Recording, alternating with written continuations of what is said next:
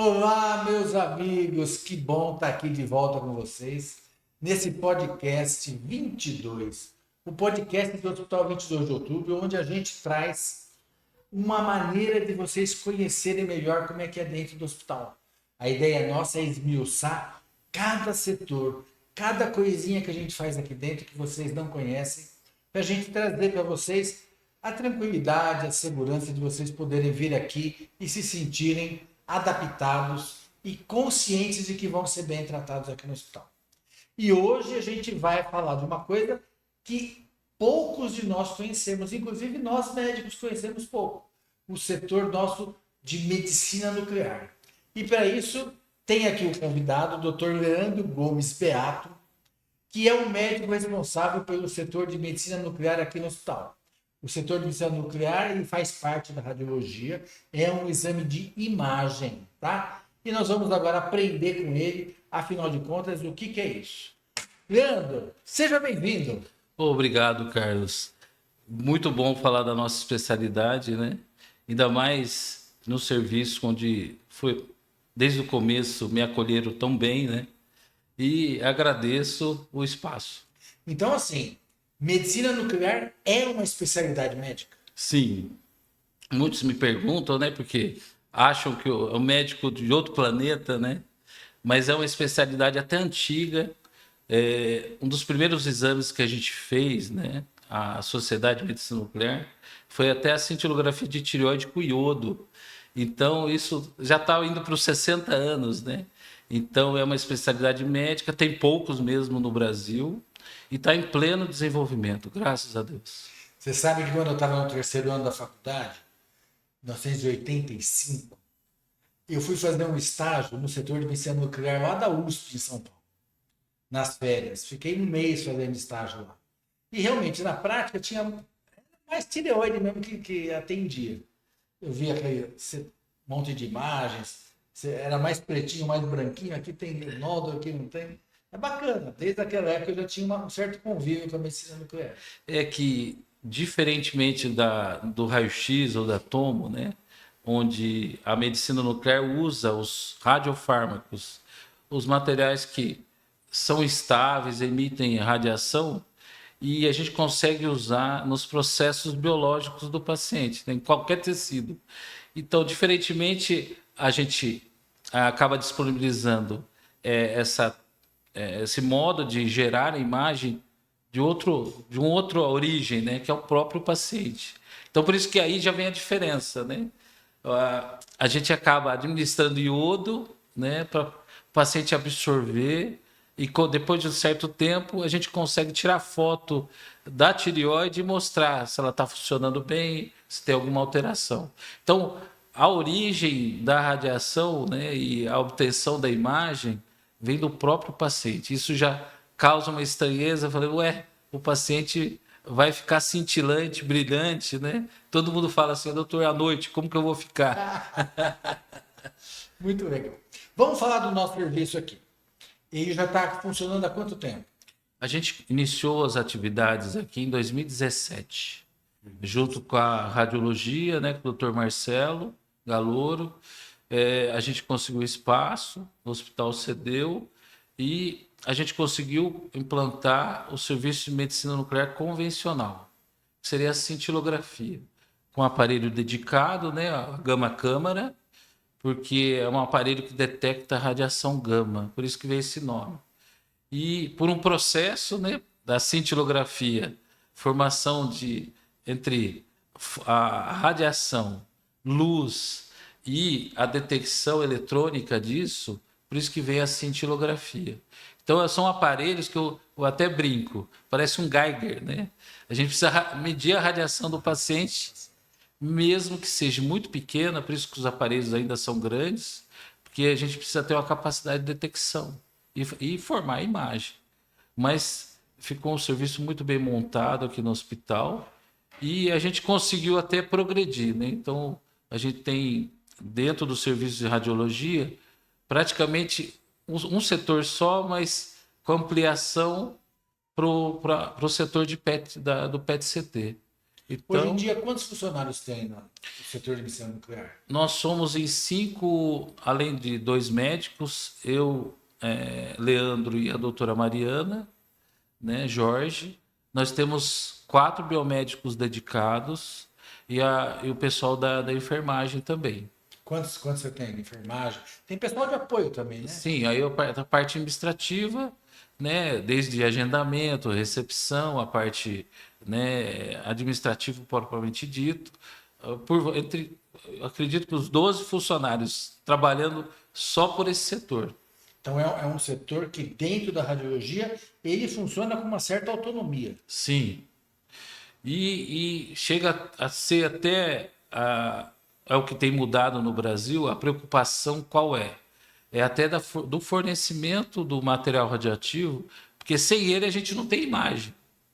Diferente da radiologia, que os equipamentos acabam formando a imagem, não precisando até do contraste, né? A gente ainda acaba explicando que seria um contraste radioativo.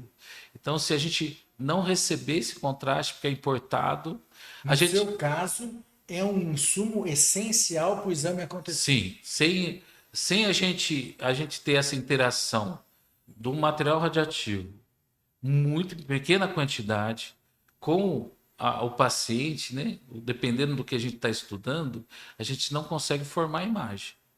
Então não tem como a gente fazer uma imagem de cintilografia ou PET sem administrar o radiofármaco, né? O material E o radioativo. radiofármaco é importado? Da cintilografia convencional, sim, ainda é importado, né? São geradores do tecnécio, né? Todos os médicos perguntam: é com tecnécio esse exame? É com iodo? A gente importa, tá? E o que veio mudar são a era dos ciclotrons, né? Que fornece os materiais para o PET-CT. Aí é uma produção mais local. A gente tem ciclotron em Campinas. Então, os fármacos de PET chegam no mesmo dia do exame. Então, isso acontece também em São Paulo, em qualquer Tem que ter lugar. uma logística muito precisa. Sim. Então, por isso. Aquele exame, assim, só para o povo entender. Você tem que marcar data e hora e isso tem que ser rigidamente cumprido. Sim. Não é à toa que no agendamento, a gente já explica o paciente que a gente vai precisar ter no mínimo de 2 a 3 contatos, né? Para confirmação, a gente checar a dose prescrita de cada fármaco, dependendo da investigação, né? E que, principalmente nos fármacos de entrega diária, o exemplo é o PET, o paciente realmente a gente pede para não faltar, que a gente perde o fármaco mesmo. E eles são caros, né? São caros. É importante. Eu tenho 25% em média de absenteísmo no setor de endoscopia. E é um nó da gente estar mostrando para o paciente que existe uma necessidade do serviço e do bom atendimento que a gente fornece, em que existem essas confirmações de vir, tal, né? E mesmo assim, a gente tem um índice alto de absenteísmo, que ainda eu tenho espaço na endoscopia para melhorar. Eu imagino que o seu tem que ser zero.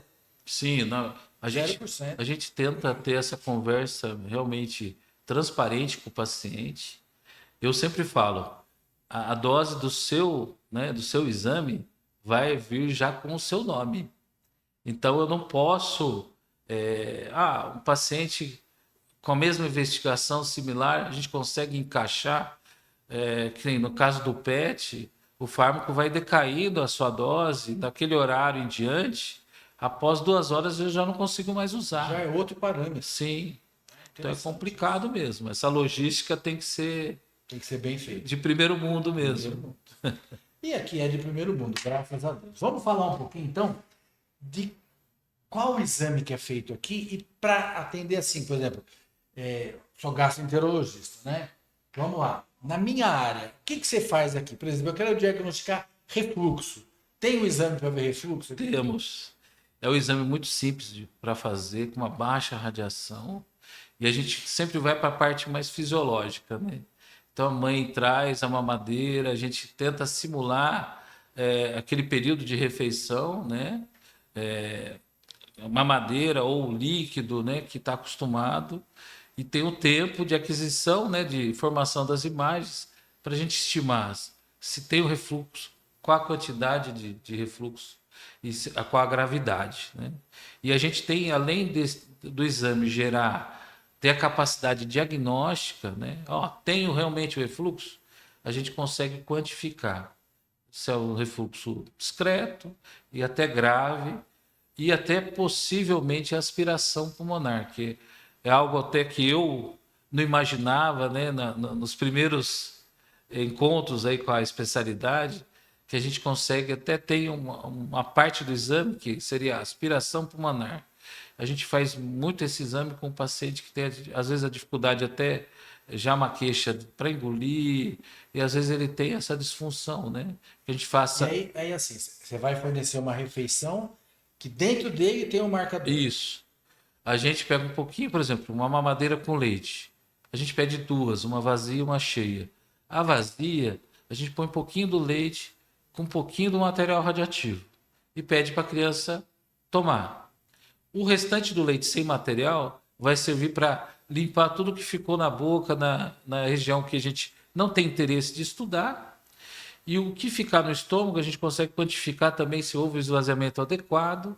E geralmente são materiais que não são absorvíveis.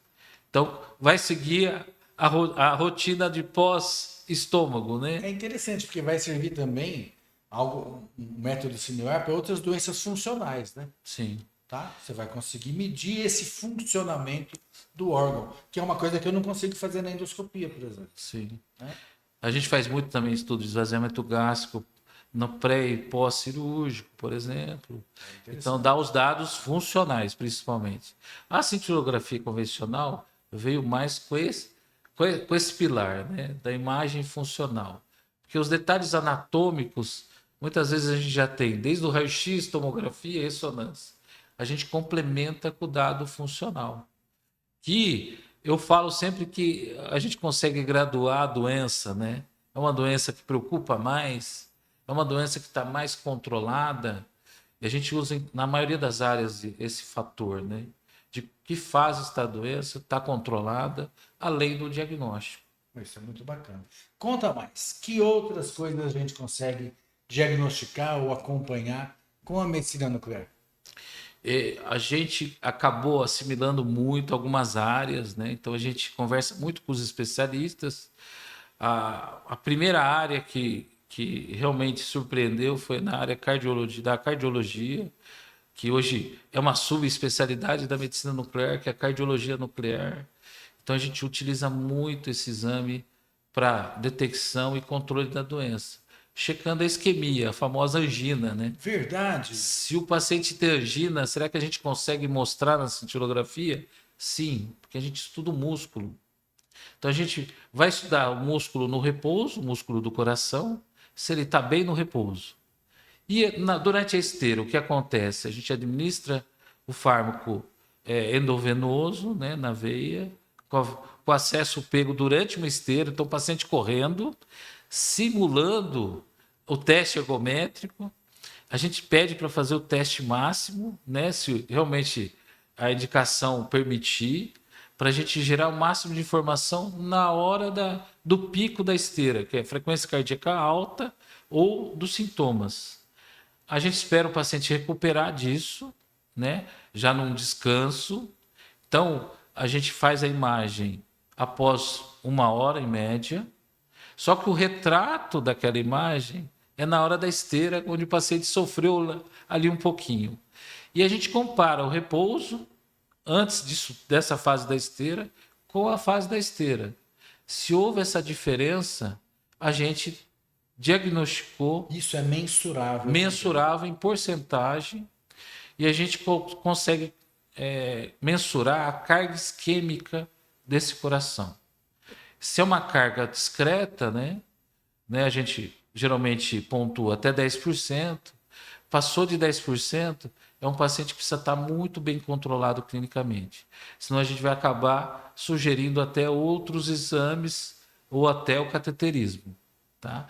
Fora que mesmo o paciente com stent, né, com pós-cirurgia de revascularização, né, que são os pontes safena de mamária, a gente faz o controle para ver se o paciente tem uma carga isquêmica ou angina, mesmo que ele não sinta ainda. E esse é um fator prognóstico que a gente fala, né? Um paciente que tem uma carga isquêmica alterada, significativa, é o paciente que vai dar mais trabalho para o cardiologista. É o paciente que vai ter mais sintoma, pode chegar à internação por uma causa cardíaca ou até o infarto que a gente quer evitar. Então, por isso que não é à toa que a gente faz muito exame na cardiologia. E, graças a Deus, está chegando os novos exames, né?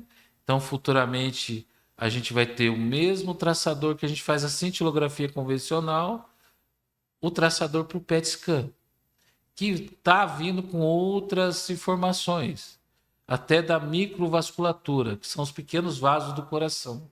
Hoje a gente estuda os vasos, né? Além do músculo, os vasos pelo angiotomo, né? Que são os vasos que a gente fala que é os vasos de fora do coração, né? Onde tem obstrução, a gente vai no cateterismo e tenta usar o stent, por exemplo, para recanalizá-lo. Então a gente vai avançar nos estudos das doenças cardíacas. Isso é importantíssimo, né? Para a gente controlar o paciente. Uma tecnologia de ponta, hein? Sim. Você está contando é coisa que eu não sabia, Sim. tá? Que estou aí no dia a dia no hospital e tudo mais. Bacana. E onde mais, além da cardiologia? A oncologia é forte, né, na minha área. A gente tem a cintilografia óssea, que eu sempre falo que é o nosso raio-x, né? Tudo começa com a cintilografia óssea. Então a gente faz os controles do câncer de mama, estimando que se o paciente tem alguma doença óssea ligada ao câncer, né? Porque um dos primeiros, às vezes, avanços da doença pode ir para o osso, né? É muito comum na próstata. Na próstata a gente faz bastante, pulmão, renal, né? E além das doenças ortopédicas, né? A gente faz muito controle de próteses, até diagnóstico de fratura, às vezes em dúvida, o paciente caiu há uma semana, não apareceu no raio-x ou na tomo, a gente faz o exame e aparece. Mas a oncologia, com certeza, veio e às vezes da cintilografia óssea, a gente precisa complementar com o PET scan, né? Que realmente é o exame que o serviço aqui, o hospital tem e nos ajuda muito, né? Então, a dúvida é que às vezes nos exames convencionais a gente acaba deixando o oncologista, e agora o que eu faço? Às vezes a gente tem que realmente usar os exames, todo mundo fala mais caros, né? Mas são exames também que são mais precisos, né? Leandro, explica pra gente o que é o PET scan. PET scan é uma tecnologia nova da medicina nuclear, onde a capacidade de detecção de radiação é muito grande. Então, na cintilografia, a gente só tem duas pás na detecção das imagens. No PET, a gente tem um anel que circunda o paciente e a gente detecta toda a radiação emitida do paciente, de uma maneira até 3D, que a gente fala, né? Do corpo todo. E a grande vantagem é que o PET-CT não é à toa, né? O PET é a imagem propriamente dita da medicina nuclear, usando um fóton específico, né? A gente fala que é o flúor 18, tem uns nomes meio esquisitos, né? Galho 68, né? Só que ele vem associado a uma tomografia. E eu tenho até a agradecer um grande apoio que a gente conseguiu ter um PET de ponta mesmo aqui, com a tomografia excepcional, então ajuda muito. Então a gente faz ao mesmo tempo o PET, a imagem molecular funcional, né, uma alta acurácia em detecção de pequenas lesões, juntamente com uma tomografia. E o detalhe é assim, que os pacientes ficam com medo do contraste, né? Mas é uma tomografia que a gente não usa o contraste. É mais para ver o detalhe anatômico mesmo, sem contraste. A gente fala que é o PET, né? O PET que vai dar o contraste. Se a bolinha vai brilhar mesmo ou não, né? A gente sempre tá junto com o paciente, né? A gente espera que a doença esteja controlada, que não apareça nenhuma bolinha, né? Todo mundo fala, tem quantas agora? Falei, não, calma, vamos checar tudo direitinho. E a quantidade de fármaco que a gente usa hoje com a tecnologia nova é metade do que quando eu aprendi, né?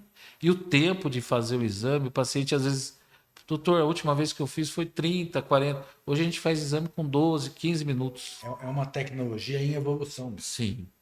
Bom, então só para a gente resumir. O médico que pede o exame aqui com você, no setor de medicina nuclear do 22 de outubro, pode ter certeza que vai ter o melhor resultado possível.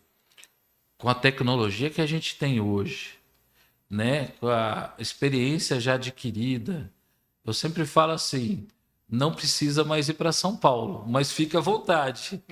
E a gente tem tido, assim, um feedback tremendo, né? Os pacientes que consultam em São Paulo a gente tem tido elogios, né? Que não precisa realizar os exames nos grandes hospitais lá. E muitos controles de pacientes nossos aqui da região que acabam, às vezes, indo para São Paulo, por exemplo, os exames são feitos aqui, né? Então, para a gente, isso já é um reconhecimento que não tem preço, né? Que a gente está ajudando mesmo, né? E o paciente pode ficar tranquilo. É seguro. Nossa, essa é a pergunta, né, de décadas, né? Olha, eu acompanho muito os exames da radiologia, são seguros, né? Ressonância, tomografia, o nosso serviço também faz angiotomo de coronária, então a gente convive com os exames de contraste, né, com iodo, e realmente, quando a gente fala em segurança, a medicina nuclear, eu acho que não tem, parece um raio-x comum, né, sem contraste. Eu nunca vi uma reação com material radioativo, porque a explicação é simples, né? A gente fala em uma quantidade que não chega a ser gramas, né, de uma medicação.